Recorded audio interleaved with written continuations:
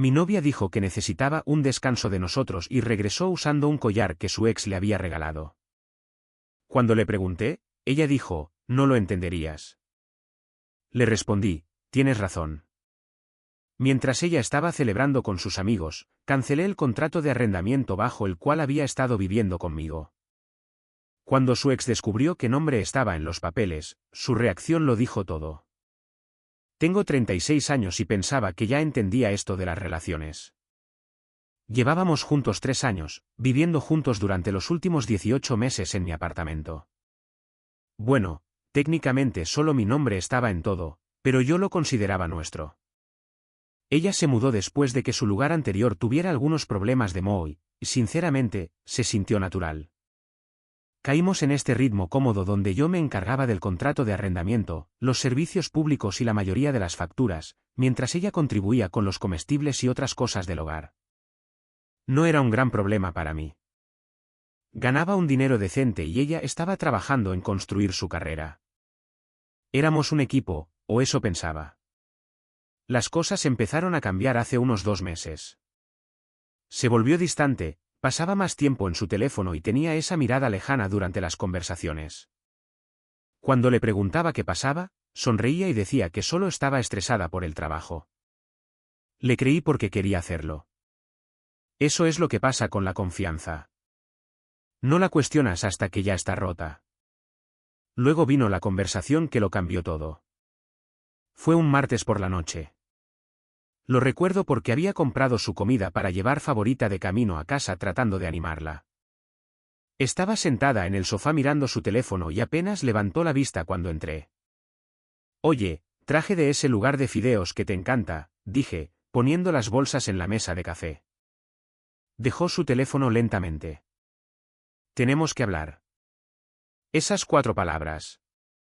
Sentí que se me caía el estómago, pero me senté a su lado, tratando de mantener la voz firme. Está bien, ¿qué está pasando? Creo que necesito un descanso, dijo, sin mirarme a los ojos. De nosotros. Solo algo de tiempo para aclarar las cosas. ¿Aclarar qué? Pregunté. Si hay un problema, podemos resolverlo juntos. Ella negó con la cabeza. No es tan simple. Solo necesito espacio para aclarar mi mente. Me siento abrumada y necesito estar sola un rato. ¿Cuánto es un rato? Pregunté tratando de procesar lo que estaba sucediendo. No lo sé, tal vez 2 semanas. Me quedaré en casa de mi amiga. Quería discutir, exigir respuestas, pero algo en su tono me dijo que presionar no ayudaría. Si eso es lo que necesitas, dije en voz baja. Pero deberíamos hablar más de esto cuando estés lista. Se fue a la mañana siguiente con una maleta. Le ayudé a llevarla a su coche y me besó en la mejilla antes de irse. Se sintió mal, mecánico, como si ya se hubiera ido en todos los sentidos importantes. La primera semana fue un infierno. No dejaba de revisar mi teléfono, esperando un mensaje que nunca llegó. Ocasionalmente respondía a mis mensajes con respuestas cortas y vagas. Estoy bien. Solo necesito más tiempo. Me sumergí en el trabajo, fui más al gimnasio, cualquier cosa para mantener mi mente ocupada.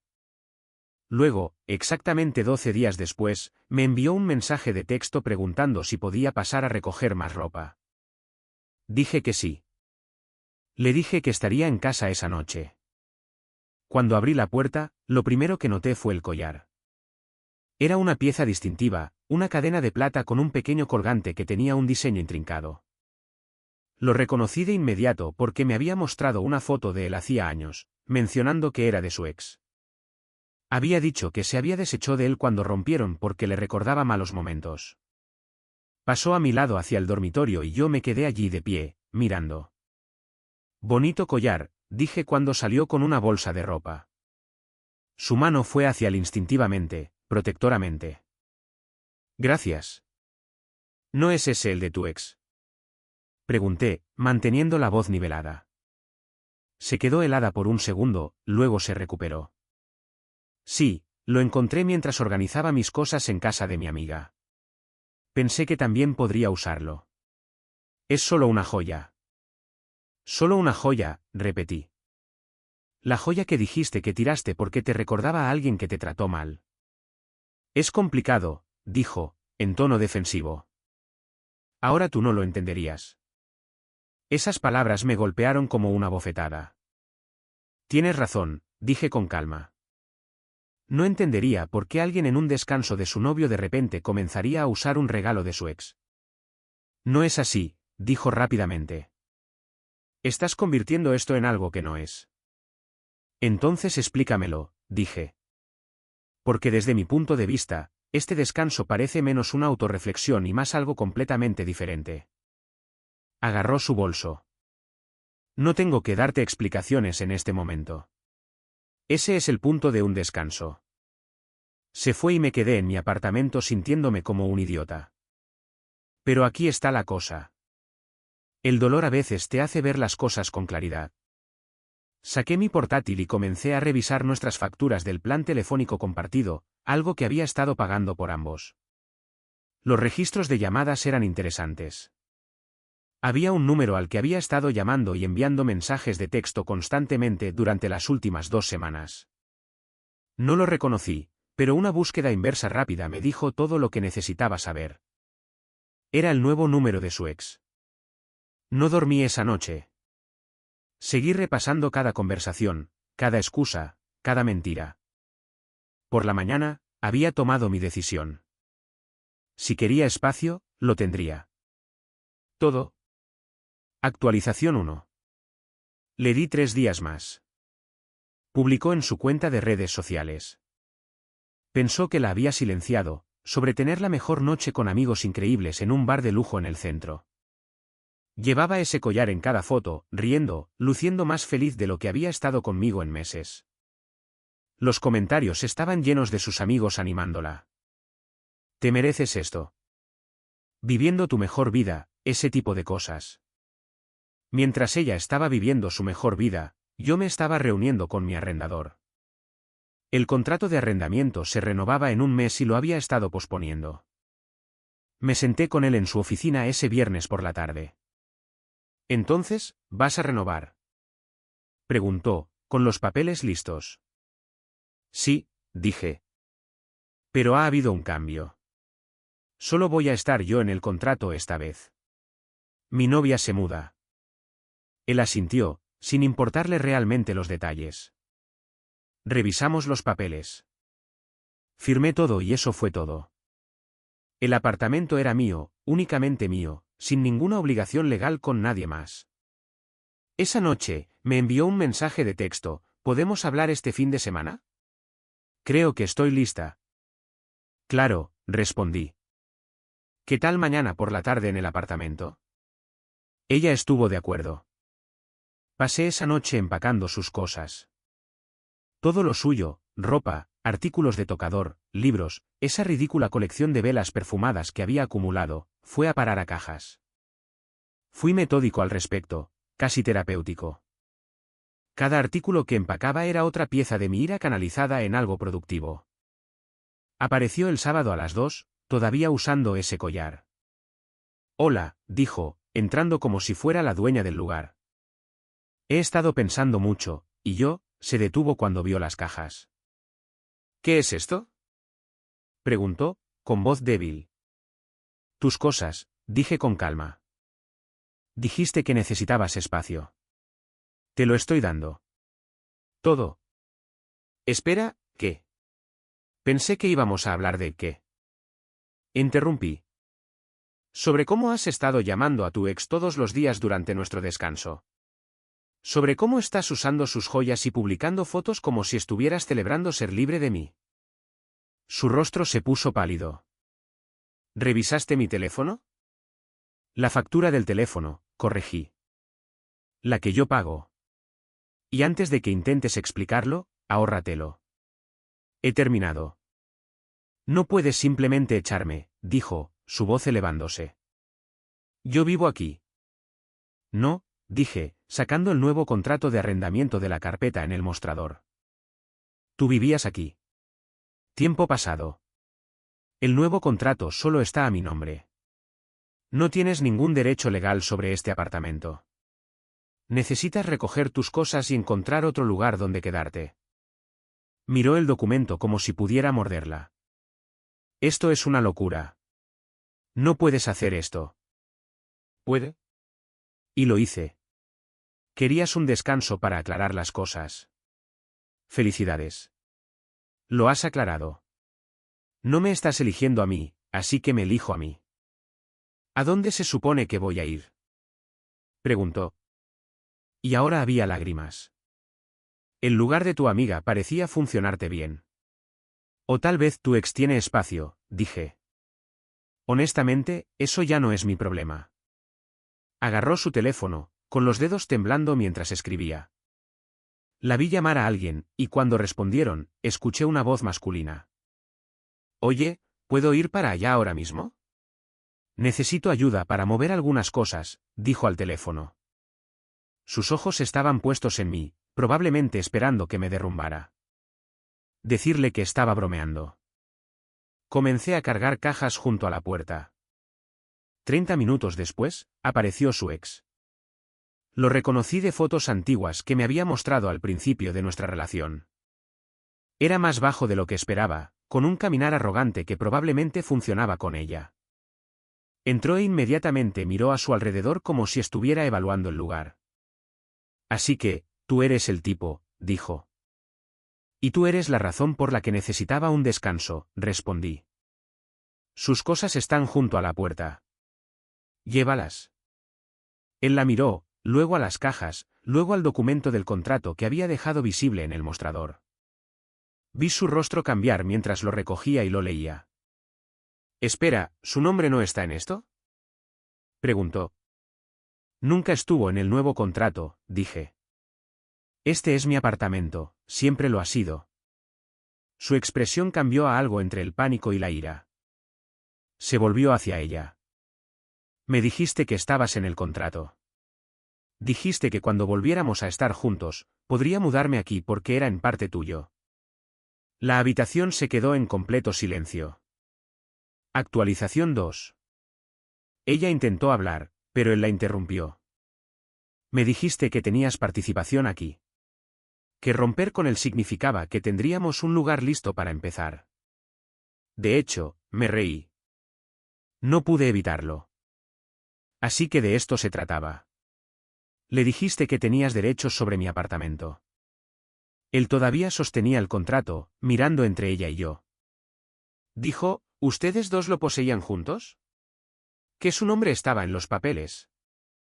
Su nombre no está en nada, dije. Ni en el contrato, ni en los servicios públicos, nada. Ha estado viviendo aquí sin pagar alquiler, básicamente como una invitada. La expresión en su rostro no tenía precio. Pura traición. Me mentiste. No mentí, tartamudeó ella. Solo pensé que eventualmente pondrías mi nombre en él. Hablamos de ello. Hablar de ello y hacerlo realmente son dos cosas diferentes, interrumpí, y nunca prometí nada. Te mudaste temporalmente y simplemente continuó. Eso es todo. Él dejó caer el contrato en el mostrador. Entonces, ¿me arrastraste de vuelta a este lío para qué? ¿Para nada? No es nada, gritó ella. Nos amamos. Amas la idea de tener un lugar donde vivir, replicó él, igual que antes. Por eso rompimos la primera vez, ¿recuerdas? Me estabas usando por mi apartamento hasta que apareciera alguien mejor. Esto se estaba poniendo mejor de lo que podría haber imaginado. Simplemente me quedé allí, con los brazos cruzados, viendo cómo se desarrollaba todo. Eso no es justo, dijo ella, llorando. Ahora, cometí un error, pero podemos arreglarlo. Podemos encontrar nuestro propio lugar. ¿Con qué dinero? Preguntó él. Apenas cubro mi propio alquiler. Pensé que nos mudaríamos a tu casa aquí. Ese era todo el plan. Ella me miró entonces, con desesperación en sus ojos.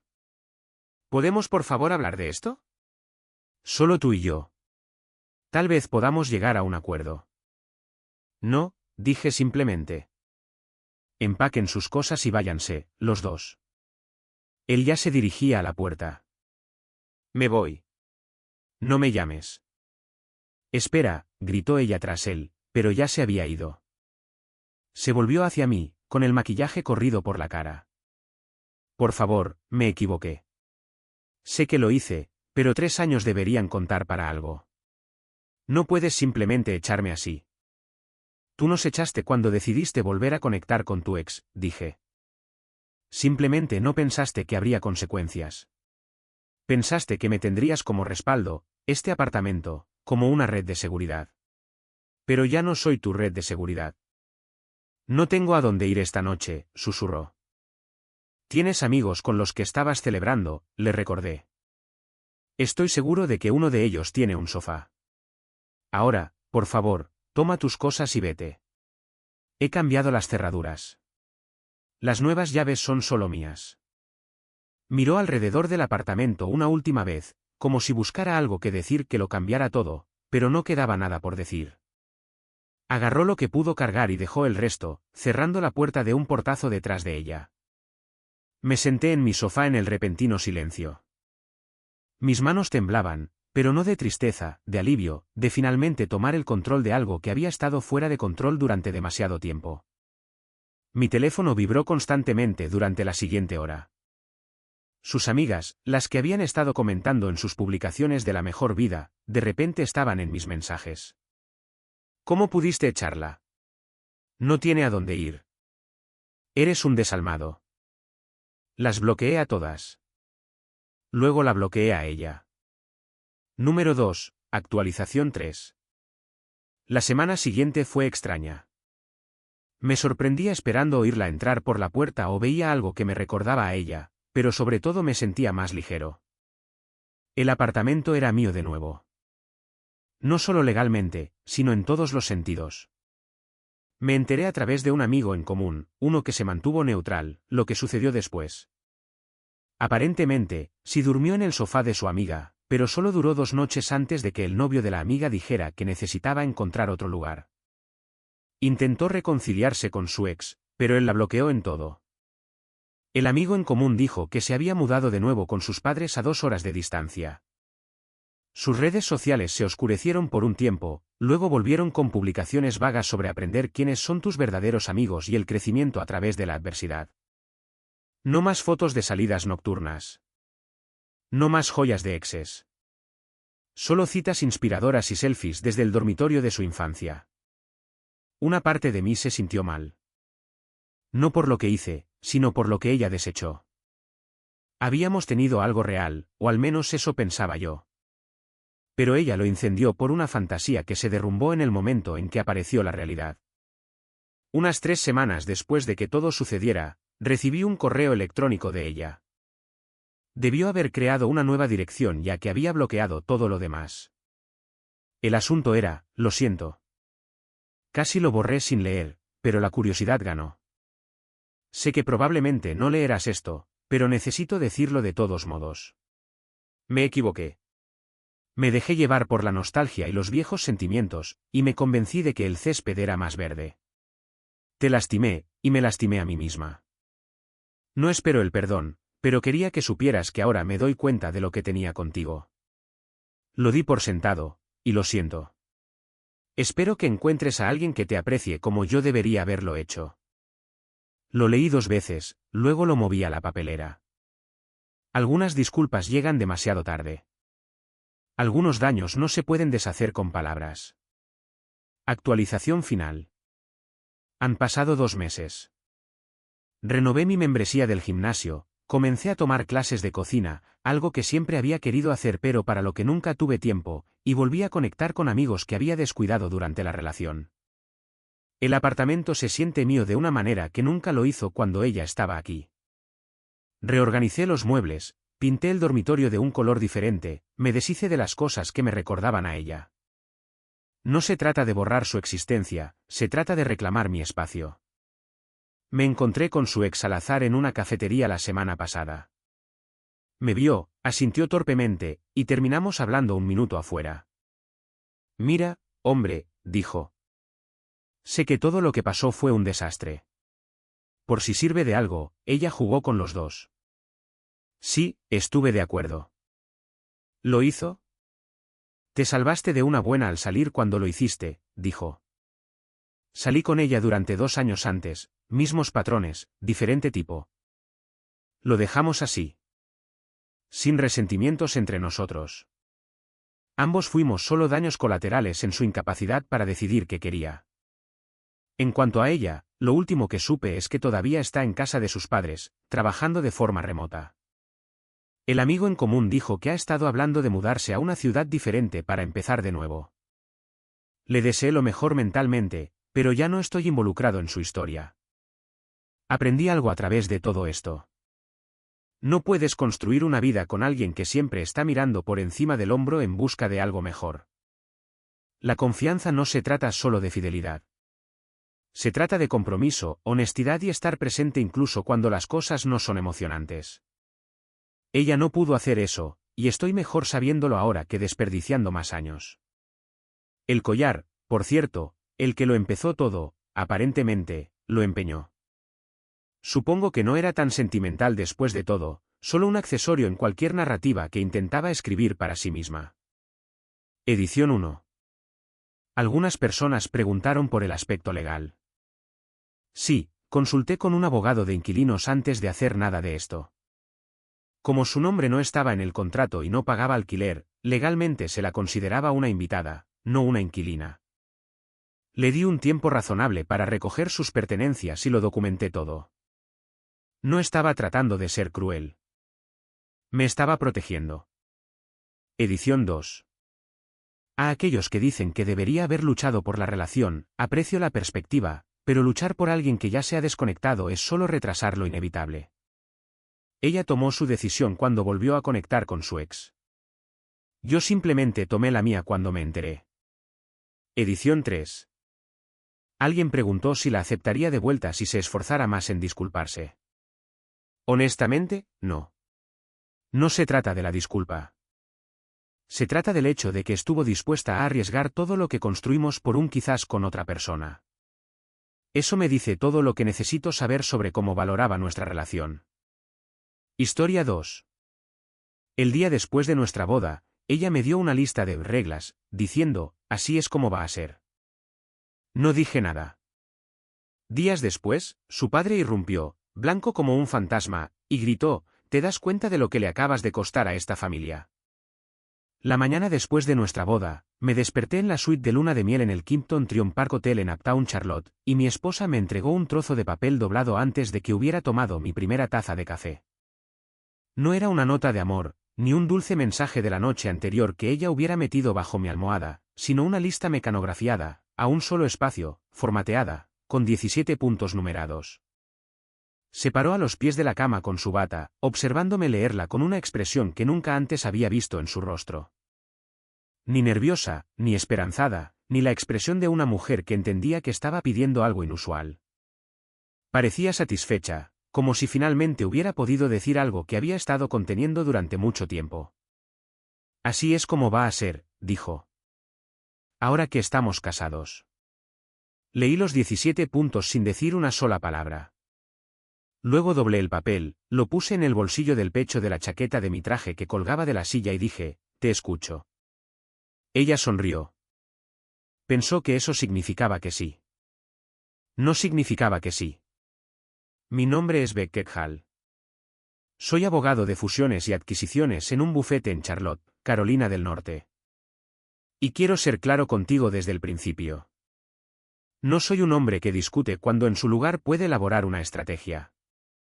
Todo lo que vino después de esa mañana, su padre irrumpiendo en mi oficina 11 días después, blanco como el papel, gritando sobre lo que le había costado a su familia. Cada parte de ello comenzó con esa lista. Y manejé cada parte de la misma manera que manejo una adquisición hostil. En silencio, metódicamente y sin mostrar mis cartas hasta el momento en que estaba listo para cerrar. Mi nombre es Beckett Hall. Tengo 38 años y he pasado los últimos 12 años trabajando en fusiones y adquisiciones en uno de los bufetes de abogados corporativos más grandes de Charlotte. El tipo de bufete con 4 pisos de oficinas de cristal en el edificio de la Torre Earst en Uptown. Del tipo donde los socios tienen sus nombres en la pared con letras de acero cepillado y los asociados trabajan hasta las 10 de la noche. No porque alguien los obligue, sino porque ese es el ritmo de las cosas cuando estás haciendo tratos que mueven los mercados. Me convertí en socio a los 35, que fue antes que la mayoría. Y no porque sea la persona más inteligente en cualquier sala. No lo soy. Sino porque entiendo algo que me tomó mucho tiempo aprender. La persona que controla el momento de una transacción casi siempre controla el resultado. No te apresuras a cerrar. Esperas hasta que todas las condiciones sean favorables y entonces actúas con decisión. Esa filosofía ha cerrado muchos tratos. También me salvó la vida, aunque no sabía que eso era lo que estaba haciendo cuando estaba sentado en esa habitación de hotel leyendo 17 reglas numeradas sobre quién se me permitía ser ahora como esposo. Conocí a Fleur Castellan en una gala benéfica 2 años antes de casarnos. Uno de esos eventos en el Mint Museum en Randolph Road donde el verdadero propósito de la noche es menos sobre la caridad y más sobre quién te ve hablando con quién. Ella tenía 29 años en ese momento, trabajaba en marketing para una empresa de bienes raíces comerciales con sede en South Park, y era genuinamente una de las personas más impresionantes que había encontrado socialmente en Charlotte. Refinada de una manera que no se sentía forzada, segura de sí misma sin ser agresiva, divertida de la manera seca y discreta que encuentro mucho más interesante que el humor ruidoso.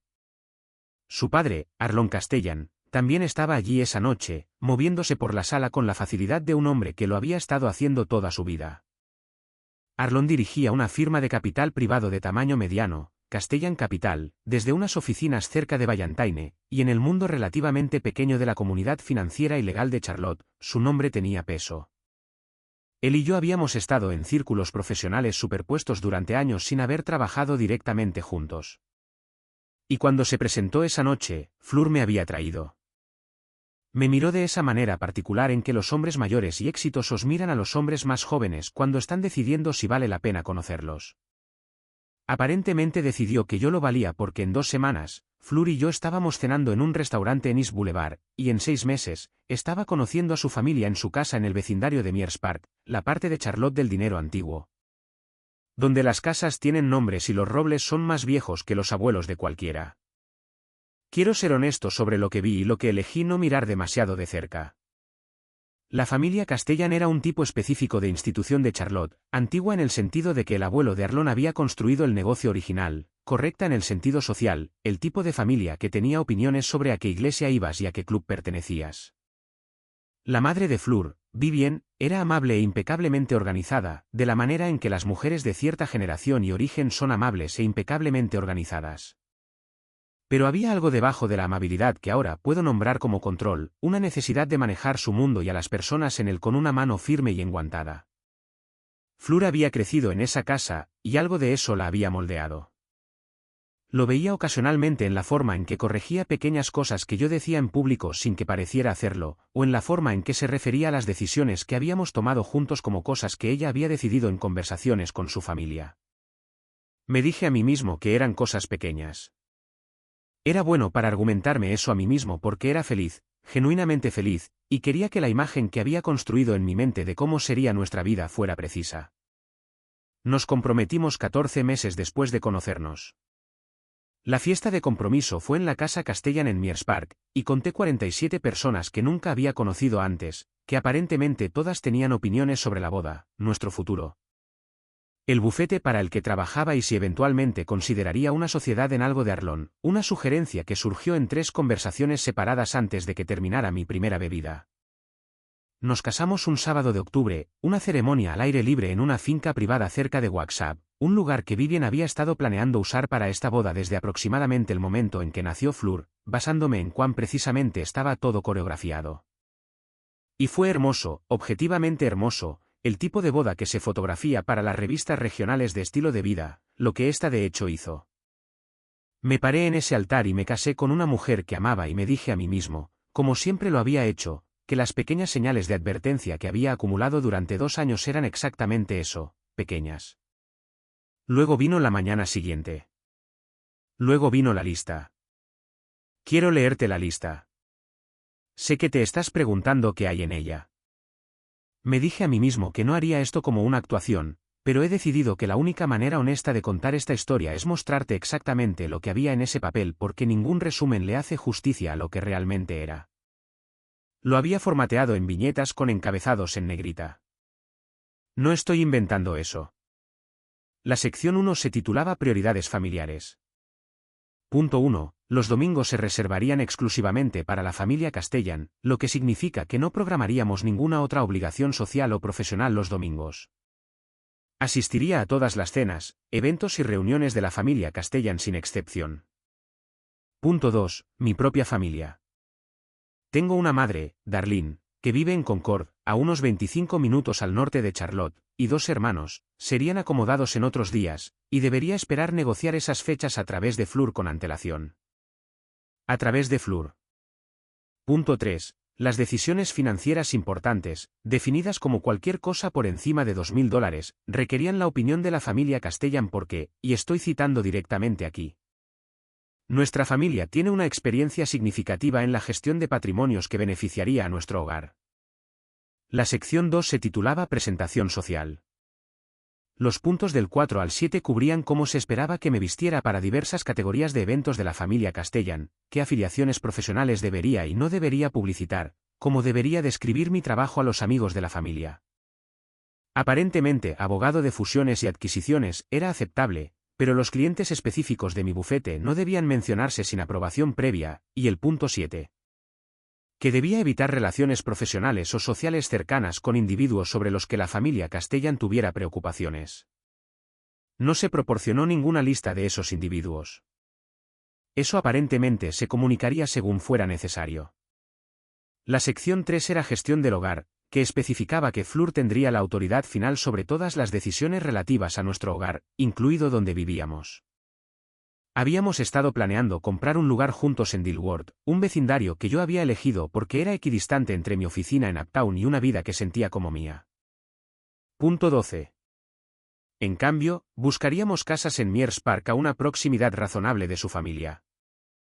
Los puntos del 13 al 15 cubrían cómo se esperaba que manejara mi horario en torno a su calendario profesional y social. Y luego estaba el punto 16, en el que he pensado más que en todos los demás juntos.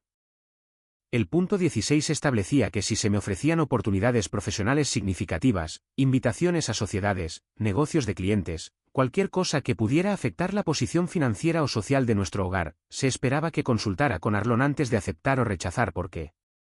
De nuevo, citando directamente, mi padre tiene relaciones y una perspectiva que serían invaluables en estas decisiones. Y el punto 17, el último, que ella había puesto al final con un pequeño asterisco, era, entiendo que esto es mucho, pero necesito que sepas que esto es lo que necesito para sentirme segura en este matrimonio. Nuestra relación funciona cuando somos claros sobre las expectativas. 17 puntos. La mañana después de nuestra boda, doblé ese papel, lo puse en mi bolsillo y dije, te escucho. Y luego me serví café de la bandeja del servicio de habitaciones, le pregunté si quería un poco, y nos sentamos junto a la ventana con vistas a Uptown Charlotte bajo la luz de la mañana de octubre, y no dije una palabra más sobre la lista durante el resto de ese día. Fleur parecía, para todos los efectos externos, aliviada. Se rió más fácilmente en la cena esa noche, me tocó el brazo cuando hablaba, parecía más ligera de la manera en que alguien es más ligero cuando ha dicho lo que ha estado ensayando en su cabeza y no explotó como temía que pudiera hacerlo. Había interpretado mi silencio como cumplimiento. Entendí eso y no hice ningún esfuerzo por corregir el malentendido. Todavía no. Esto es lo que realmente estaba haciendo. Estaba evaluando. Soy un abogado de fusiones y adquisiciones.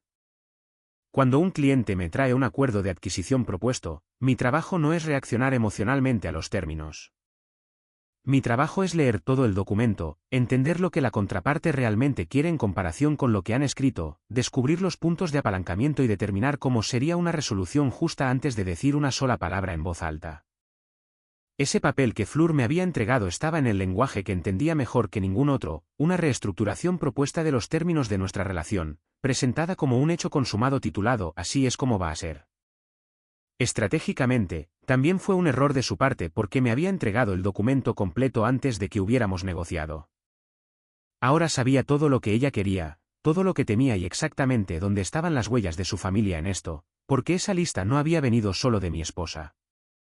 17 puntos numerados, encabezados de sección, el lenguaje específico sobre el papel de asesor de Arlon.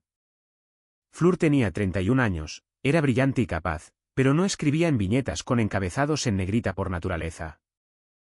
Vivien Castellan, que había organizado cada dimensión de esa boda con precisión militar, había ayudado muy claramente a redactar este documento, posiblemente Arlon también. Me habían entregado un documento de posición familiar disfrazado de una petición personal de una esposa. Esa comprensión cambió significativamente lo que hice a continuación porque esto no era solo sobre Fleur. Se trataba de lo que su familia esperaba que sucediera ahora que se había casado con alguien. Habían seleccionado un yerno de la misma manera que Arlon seleccionaba activos por su valor estratégico, por su ajuste con las posesiones existentes, por su contribución potencial a la cartera. Estaba destinado a ser una adquisición, no un socio. La lista era el plan de integración, y necesitaba entender el alcance completo de lo que estaba enfrentando antes de hacer cualquier movimiento. Fui a trabajar el lunes por la mañana, 2 días después de nuestra boda, lo que algunas personas podrían encontrar extraño, pero Fleur y yo habíamos acordado retrasar la luna de miel hasta diciembre, cuando nuestros horarios se alinearan mejor. Idea suya, aunque no me había opuesto. Me senté en mi oficina en el piso 22 de la Torre Earst con una vista de Uptown Charlotte y pensé durante mucho tiempo. Luego llamé a la única persona a la que siempre llamo cuando necesito pensar en voz alta sobre algo genuinamente complicado. Mi socio en el bufete, un hombre llamado Prescott Dunar, que ha estado ejerciendo durante 25 años y ha visto casi todas las iteraciones del comportamiento humano que el dinero y la ambición pueden producir y en quien confío más que en casi cualquier persona en mi vida profesional. No le conté directamente sobre la lista, no porque estuviera avergonzado, sino porque necesitaba que me ayudara a pensar sin que la historia coloreara su análisis. Hipotéticamente, le dije, si alguien te entregara una propuesta de reestructuración el día después de cerrar un trato y los términos fueran inaceptables, ¿cuál sería tu primer movimiento?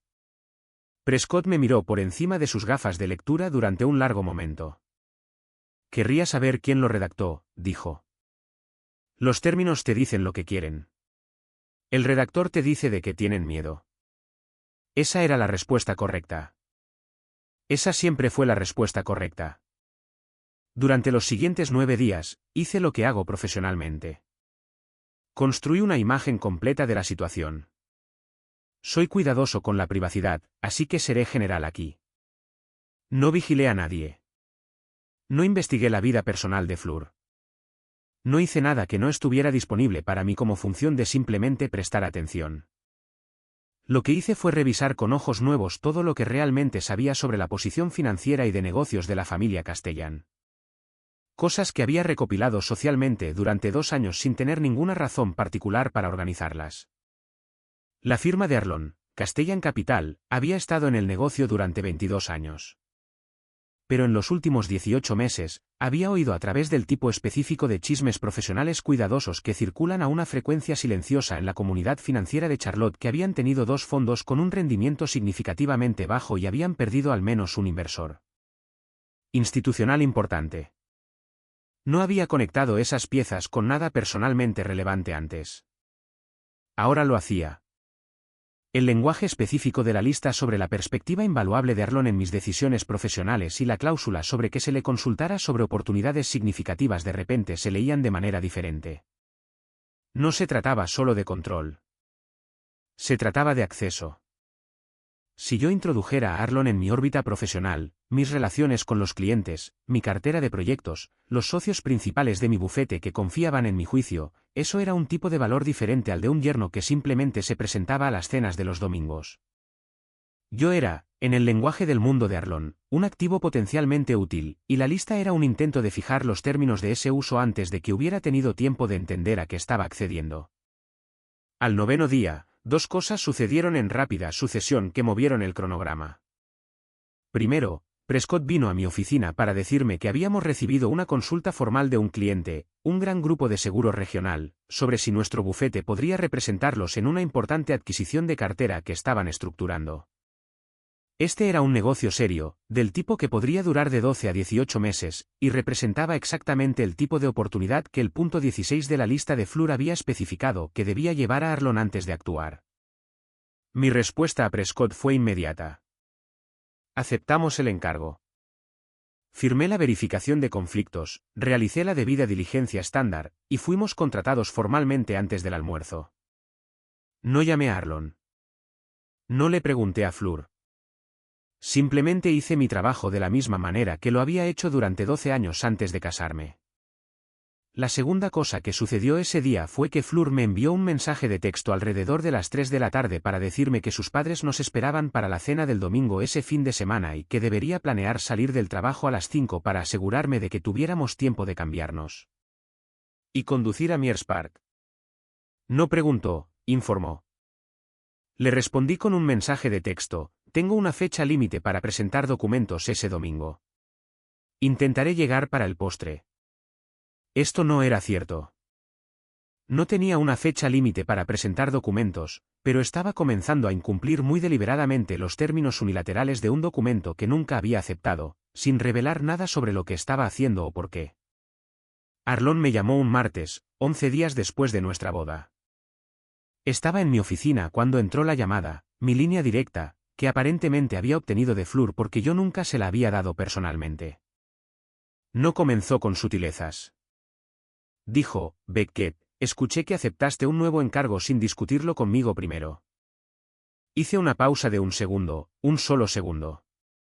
La forma en que haces una pausa antes de responder una pregunta en una deposición cuando quieres pensar pero no quieres que parezca que estás pensando. Acepté un nuevo asunto de un cliente, dije. Eso es lo que hago. ¿Sabes a lo que me refiero?, dijo. ¿Teníamos un entendimiento? Dejé que un silencio se asentara en la línea por un momento más de lo que era cómodo. Arlon, no estoy seguro de a qué entendimiento te refieres, dije. Mis relaciones con los clientes son confidenciales y mis decisiones profesionales son mías. Eso es cierto como abogado con licencia y como persona. Hizo un sonido que no era exactamente una palabra, algo entre una burla y un suspiro, y luego dijo: necesitas venir a verme. Esta no es una conversación para el teléfono. Le dije que tenía el calendario lleno esa semana. Dijo jueves por la mañana, 9 de la mañana en su oficina cerca de Ballantine. Dije que lo comprobaría y le respondería. No le respondí. Lo que sucedió en cambio fue que Arlon vino a mí. 2 días después, jueves, resultó ser, mi asistente llamó a mi escritorio a las 11 de la mañana para decirme que un hombre llamado Arlon Castellan estaba en el vestíbulo pidiendo verme sin una cita. Respiré hondo, me arreglé la chaqueta y le dije que lo hiciera subir. Quiero pintar esta escena para ti con cuidado porque creo que importa. Mi oficina en la Torre Ears es una oficina de esquina. Y en una mañana clara de noviembre, que esta lo era, puedes ver Uptown Charlotte desde 2 ángulos, toda su cuadrícula, las torres de los bancos, el Duque Energy Plaza, el Palacio de Justicia, y en un día claro, puedes distinguir el verde de Freedom Park hacia el sur. Tengo una silla particular frente a mi escritorio que guardo para conversaciones difíciles porque está posicionada de modo que la persona sentada en ella tiene la luz a su espalda. No es un movimiento de poder exactamente, solo una comodidad profesional que aprendí de un mentor hace años. La idea de que quieres estar lo más tranquilo posible en tu propio espacio antes de una reunión difícil. Arlon entró por la puerta con un traje de carbón muy caro que registré y su rostro. Había pensado que podría estar controlado, que lo que tuviera que decir sería entregado con la misma compostura practicada que lo había hecho exitoso en los negocios durante 30 años. Pero no estaba controlado. Estaba blanco, no pálido. Blanco, del color de un hombre que había pasado las últimas 72 horas catastrofizando y había llegado a mi oficina por el impulso de una mala decisión tomada en un mal estado de ánimo. No se sentó en la silla que le había dejado. Se quedó de pie. ¿Te das cuenta de lo que le acabas de costar a esta familia?, dijo. No era una pregunta, era una afirmación disfrazada de una. Lo miré fijamente. Siéntate, Arlon. No me digas que me siente en mí. Se detuvo. Reconoció que estaba en mi oficina, no en la suya. Se sentó. Háblame, dije. ¿Qué ha pasado? Y entonces salió, porque no estaba en un estado para ser estratégico, con lo que yo había contado. Y quiero ser honesto en que había anticipado algo como este momento sin saber exactamente qué forma tomaría. El grupo de seguros que había contratado a mi bufete. No lo sabía cuando aceptamos el asunto, pero ahora era relevante, estaba involucrado en una transacción que se cruzaba directamente con una de las posiciones de cartera de bajo rendimiento de Castellan Capital. Arlon había esperado, aparentemente, tener el tipo de conocimiento previo y acceso que un yerno en mi posición teóricamente podría proporcionar. No algo corrupto o explícito, sino la información más suave que fluye cuando las familias son cercanas y la gente habla de sus días. El tipo de inteligencia competitiva que no es del todo ilegal cuando se pasa a través de una conversación en una cena familiar en lugar de canales oficiales. Al aceptar ese encargo sin consultarlo, había cerrado esa puerta por completo. No solo no tenía ninguna razón para discutir el asunto con él, sino que ahora estaba éticamente prohibido hacerlo por el secreto profesional abogado-cliente. Él había querido una posición dentro de mi mundo profesional, y en cambio yo lo había sellado. La capacidad de la familia para beneficiarse de lo que se esperaba que yo aportara al matrimonio no solo se había retrasado. Había sido cancelada. De eso estaba gritando. No en voz alta, Arlon Castellan no era un hombre que levantara la voz en una habitación con paredes de cristal que daban a otras oficinas, sino con un silencio controlado y furioso que era casi peor. Se suponía que esto era una sociedad, dijo. Tu carrera, mis recursos, juntos. Eso es lo que hace esta familia. Eso es lo que construimos para Fleur.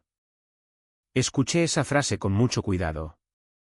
Lo que construimos para Fleur, no lo que Fleur quería, lo que ellos habían construido, lo que ellos habían arreglado.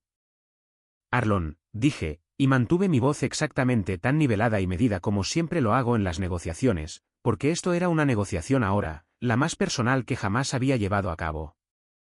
Creo que tú y yo hemos tenido entendimientos muy diferentes de cómo iba a ser este matrimonio. Fleur te dio los términos, dijo. Fue muy clara. Y ahí estaba, la admisión que necesitaba. La lista de Fleur no era la lista de Fleur. Me lo acababa de decir en su ira, en su desesperación, lo que ya sospechaba, pero no había tenido confirmado. A Fleur le habían entregado términos para que los entregara. 17 puntos numerados que su padre había diseñado y su madre había formateado, envueltos en el lenguaje de la necesidad emocional personal de una esposa por seguridad y presentados a mí la mañana después de nuestra boda. Antes de que hubiera tenido tiempo de pensar en otra cosa que no fuera el café que aún no había tomado. Metí la mano en el cajón de mi escritorio y saqué una carpeta. Había hecho una copia de la lista. La puse sobre el escritorio entre nosotros. Arlon la miró, su mandíbula se tensó. Debes saber, dije, que nunca he estado de acuerdo con nada de esto. Ni el punto 1, ni el punto 16, ni nada de ello. No porque no esté dispuesto a ser un buen esposo o un compañero justo. Sino porque ningún documento presentado como un mandato unilateral la mañana después de una boda constituye un acuerdo. Constituye un problema. Arlon comenzó a decir algo, pero seguía hablando con calma. Si Fleur y yo tenemos problemas en nuestro matrimonio que necesitamos resolver, los resolveremos juntos y probablemente con la ayuda de un muy buen consejero matrimonial porque la amo y quiero que este matrimonio funcione. Pero tu papel en eso, Arlon, termina en la puerta de nuestra casa. La conversación que esperabas tener conmigo sobre los asuntos de mis clientes terminó en el momento en que ayudaste a escribir el punto 16. Quiero ser cuidadoso aquí sobre cómo cuento lo que vino después porque hay partes que todavía se están desarrollando y partes que son genuinamente dolorosas. Y no tengo ningún interés en usar esta historia para convertir en villanos a personas reales que son más complicadas de lo que cualquier historia permite. Lo que sucedió en las semanas posteriores a la visita de Arlon a mi oficina fue un ajuste de cuentas, pero no el tipo de implosión dramática en la que la peor versión de esta historia podría haberse convertido. Fleur no sabía, no del todo, no al principio, hasta qué punto sus padres habían diseñado esa lista. Sabía que estaban involucrados. Lo había permitido, lo había aceptado, tal vez creía en ello. Había crecido en una familia donde la guía de Arlon era la arquitectura de cada decisión importante, y creo honestamente que ella había deseado genuinamente la estructura que esa lista representaba, incluso si no había generado cada punto ella misma. Cuando me senté con ella y le conté exactamente lo que había sucedido en mi oficina, la conversación con su padre, la confirmación sobre los orígenes de la lista, lo que entendía ahora sobre las expectativas en las que me había casado. Estuvo en silencio durante mucho tiempo, el tipo de silencio que he llegado a reconocer en ella como un procesamiento genuino, no una actuación.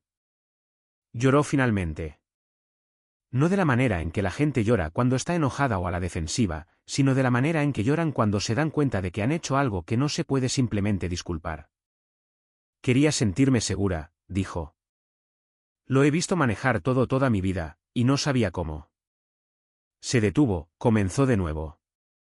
No sabía cómo estar casada con alguien que él no manejara tan bien. Esa frase ahí mismo fue la cosa más honesta que me había dicho en 2 años de conocerla. Y quiero decirte que escucharla no me hizo querer terminar el matrimonio. Me hizo entender finalmente el problema real con el que estábamos lidiando, que no era que Fleur fuera una mala persona o que su familia fuera puramente maliciosa, sino que tenía 31 años y nunca había tomado una decisión significativa fuera del marco de su padre.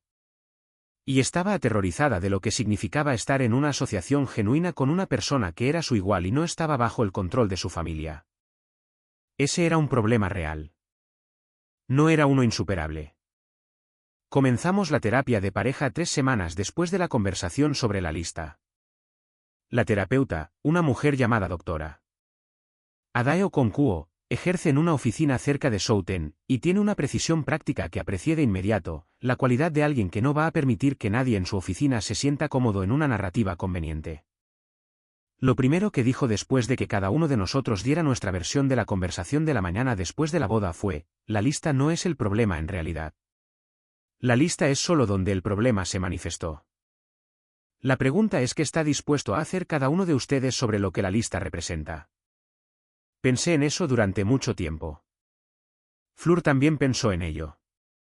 Volvimos la semana siguiente y la semana después de esa, y lentamente, con trabajo, que no pretenderé que fue fácil o cómodo, comenzamos a construir algo que nunca había existido del todo en nuestra relación antes. Una conversación real sobre lo que cada uno necesitaba, sin un documento, sin la arquitectura de su familia, sin mi formación profesional interponiéndose en el camino de ser simplemente una persona hablando con otra persona sobre lo que me asustaba.